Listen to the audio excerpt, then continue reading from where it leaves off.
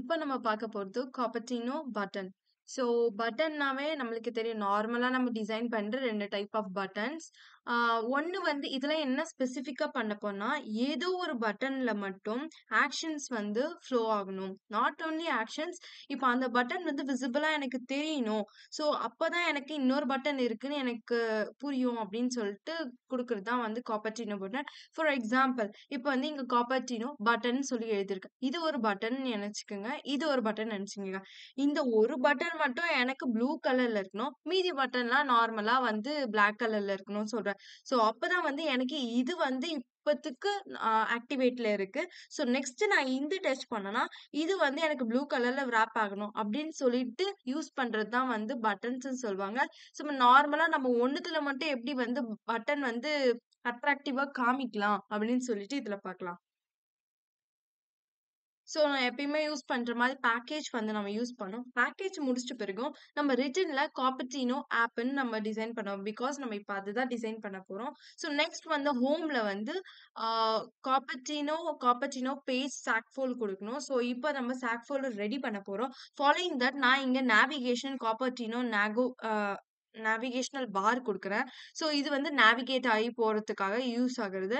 In case நீங்க navigate ஆகி போகணும் அப்படின்னு யூஸ் பண்ணீங்கன்னா, இத யூஸ் பண்ணிக்கலாம். ஸோ நெக்ஸ்ட் ஒன் வந்து எனக்கு வந்து மிடில்ல ஒரு டெக்ஸ்ட் வேணும். ஃபார் எக்ஸாம்பிள், இப்போ நீங்க இங்க ஒரு டெக்ஸ்ட் மாதிரி குடுத்துருங்க. சாரி, ஒரு கண்டெய்னர் குடுத்துருக்கீங்க. எனக்கு இங்க நடுவுல மட்டும் தான் டெக்ஸ்ட் வரணும். ஃபார் எக்ஸாம்பிள் இது ஃபுல்லா ஸ்க்ரீன் எடுத்துக்கோங்க. இங்க வந்து என்ன இருக்கு? ஃப்ளட்டர் விட்ஜெட்ன்னு இருக்கா? ஸோ இந்த மாரி சென்டர்ல நீங்க குடுக்குறது தான் வந்து மிடில் டெக்ஸ்ட்ன்னு சொல்லுவாங்க. So followed by middle text நீங்க ஒரு சைல்ட்ல வந்து சென்டர்ல குடுக்க போறீங்க. எனக்கு எப்படி இருக்கும்னா, காலமா தான் ஃப்ளோ ஆகணும். ஸோ காலம்னா இது போல தான் எனக்கு இருக்கணும் அப்படின்னு சொல்லிட்டு நான் மென்ஷன் பண்றேன். ஸோ அந்த காலம் என்ன மெயின் ஆக்சஸ்ல இருக்கணும். ஸோ மினிமமா இருக்கணும். எனக்கு இப்போ ஒரு லிஸ்ட் நான் ப்ரொவைட் பண்ண போறேன். அந்த லிஸ்ட்க்கு ஏத்து எனக்கு வந்து காலம்ல இருக்கணும் அப்படின்னு சொல்லிட்டு சொல்றேன். ஸோ லிஸ்ட்க்கு எடுத்து என்னென்ன பட்டன்ஸ் இப்போ அந்த லிஸ்ட்டே எனக்கு பட்டனா வேணும்னு சொல்லிட்டு நான் சொல்றேன்.